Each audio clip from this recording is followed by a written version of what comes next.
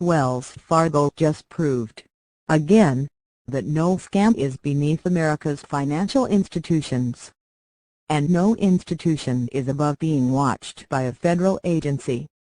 On Thursday, the Consumer Financial Protection Bureau, the watchdog group proposed by Senator Elizabeth Warren D. Mass, in the aftermath of the financial crisis, announced that Wells Fargo would pony up a total of $185 million for perpetrating a huge scam on its customers. Over at least the past 5 years, Wells Fargo employees created more than 1.5 million sham checking accounts and applied for 565,000 credit cards, using customer names and money. Customers were charged unnecessary fees, saw their credit scores fall, or were simply confused when debit and credit cards they never asked for showed up in the mail. Was the great financial crisis so long ago that all chasteness and propriety are already out the window? This scam has been apparently going on for 5 years, writes Josh Brown, the financial blogger. These people are fearless. The CFPB has come under intense criticism from Republicans, who say it's a drag on business. Many, including presidential hopeful Donald Trump and his running mate, Indiana Governor Mike Pence, have said they would like to see the agency abolished as part of their intended dismantling of the 2010 Dodd-Frank legislation passed to prevent another economic meltdown.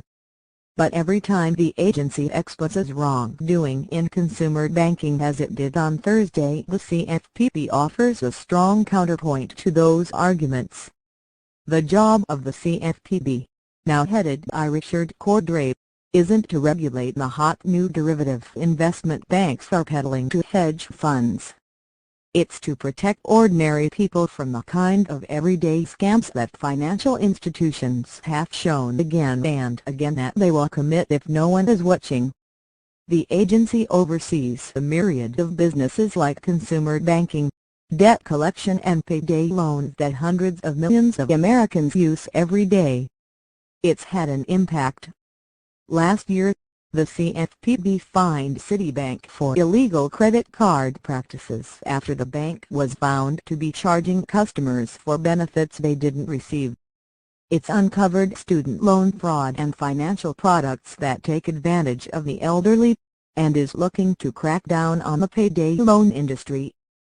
Though it's obviously a huge blow to the bank's reputation, the Wells Fargo fraud wasn't even that profitable, scamming thousands and thousands of customers out of a total of $2.6 million in surprise fees over 5 years doesn't provide much financial boost to a bank that made $86.1 billion in revenue and $22.9 billion in profit last year alone. The scam also wasn't really that profitable to the rank-and-file employees who carried it out. Retail bank employees inhabit the lowest rung of the finance industry. They make an industry average of around $10 an hour, and turnover is incredibly high. The fine the CFPB levied in response to the fraud is the largest the agency has ever imposed. The remaining millions will go to the Office of the Comptroller of the Currency and the City and County of Los Angeles, which helped to uncover the scam. The bank also must refund all fees to customers, about $2.6 million, including overdraft charges and penalties for falling below minimum balances on sham accounts. The bank wouldn't say if any senior executives were leaving the organization in response to the fraud, but it did say that it had fired 5,300 workers over the past 5 years in connection with the scam out of a division of 100,000. That would seem to mean about 5% of the group was engaged in wrongdoing. In an email to HuffPost, the bank argued that only 1% of employees in the division were involved. It's curious accounting, and seems to imply that each worker is new every year.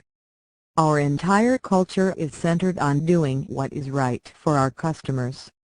However, at Wells Fargo, when we made mistakes, we are open about it, we take responsibility, and we take action.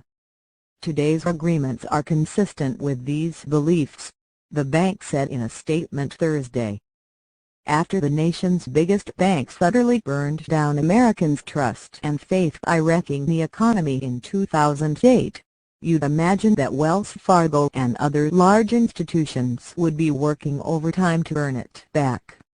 Maybe they are, but the bank's senior management also put perverse incentives in place that pushed employees to defraud customers.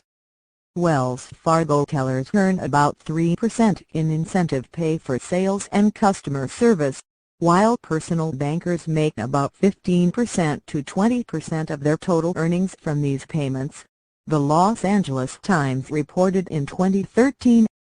They have daily quotas to fill, and are threatened with being fired if they don't meet them. The intense pressure to meet sales goals doesn't just push traders and bankers to make millions of dollars a year to fudge the numbers or rip off clients. It also warps the judgment of even junior employees. This latest scandal is fraud at the lowest level, perpetuated by poorly paid employees and felt by everyday consumers. The scandal is also a reminder that profitability or customer losses are incomplete gauges of the damage financial fraud wreaks. The bank is in the businesses of holding not just your money, but also your sensitive, personal information. Trust should be its most valuable currency. But when a bank doesn't value trust, it's important to have a consumer protection agency that does. It's worth pointing out that after the LA Times called attention to Wells Fargo's high-pressure tactics in 2013, nothing much happened. It took the CFPB finally coming in to fix the problem.